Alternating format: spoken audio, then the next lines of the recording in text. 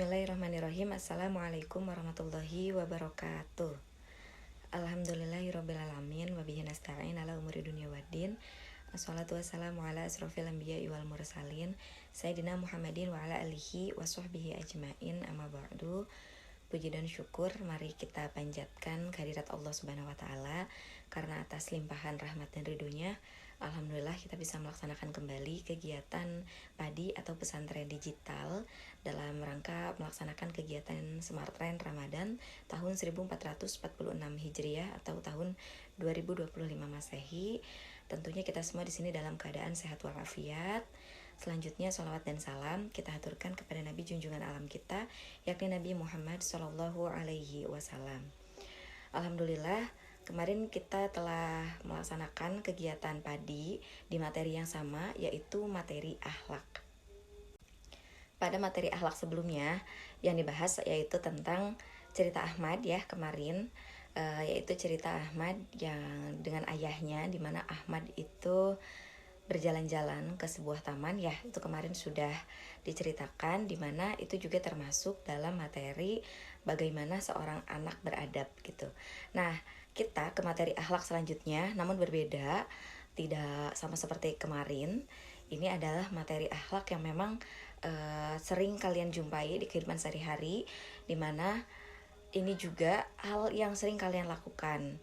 Nah, biasanya kalian bermain media sosial atau medsos itu tanpa kalian tahu gitu adabnya seperti apa, walaupun mungkin kalian sudah menerapkannya gitu.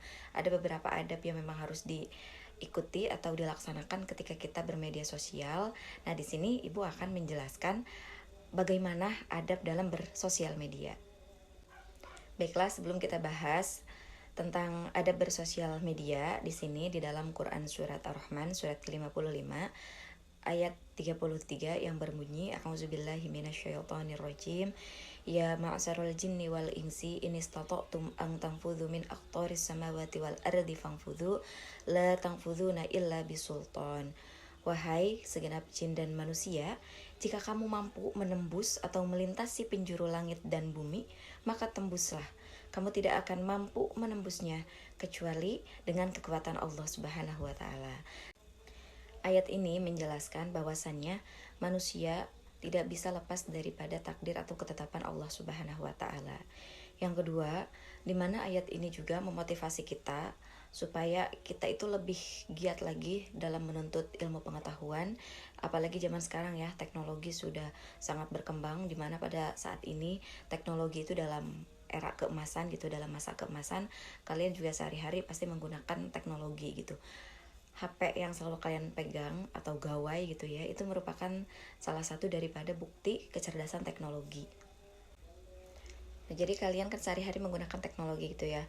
Sebelum teknologi seperti saat ini, dalam era keemasan ini ya, dulu ada komputer pertama yang ada di dunia ini, ada bentuk komputer pertama gitu ya, yang sangat berbeda dengan sekarang.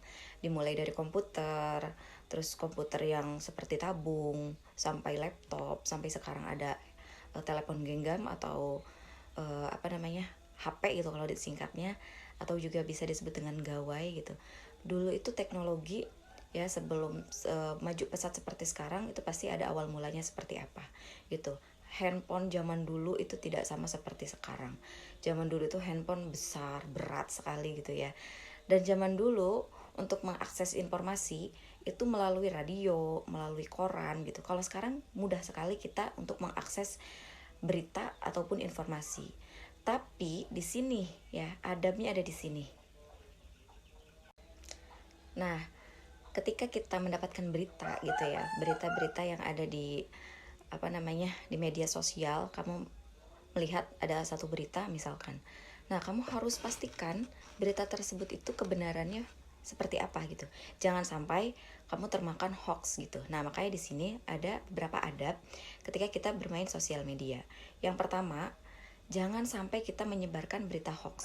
Misalkan berita hoax ini kayaknya bakal menggiring opini yang banyak, menggiring opini yang sangat banyak kepada kamu gitu ya. Jadi kamu merupakan pusat informasi, terus kayaknya seru nih walaupun kamu tidak tahu kebenarannya gitu ya.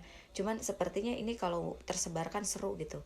Nah, itu adalah salah satu ciri orang yang memang tidak memiliki adab dalam bersosial media gitu. Yang kedua, yaitu jangan menyebarkan ujaran kebencian, membuat akun palsu, lalu dibuatlah ujaran kebencian kepada orang lain.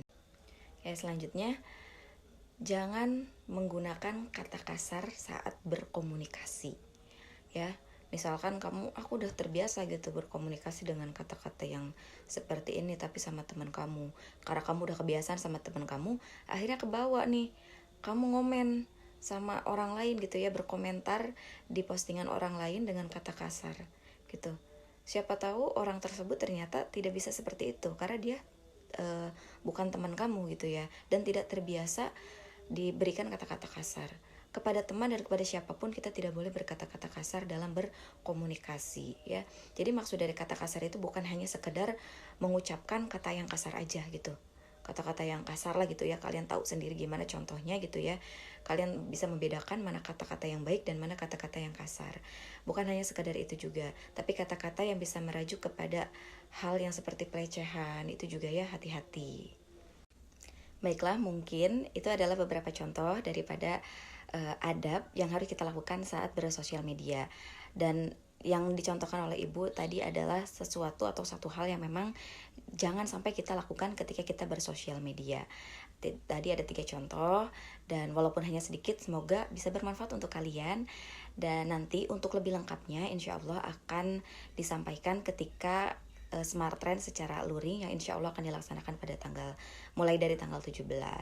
Mohon maaf bila ada kata-kata yang kurang berkenan. Semoga sedikit banyaknya bermanfaat untuk kalian semua. Selamat menunaikan ibadah puasa. Terima kasih. Wallahul muwaffiq ila aqwamit thoriq. Wassalamualaikum warahmatullahi wabarakatuh.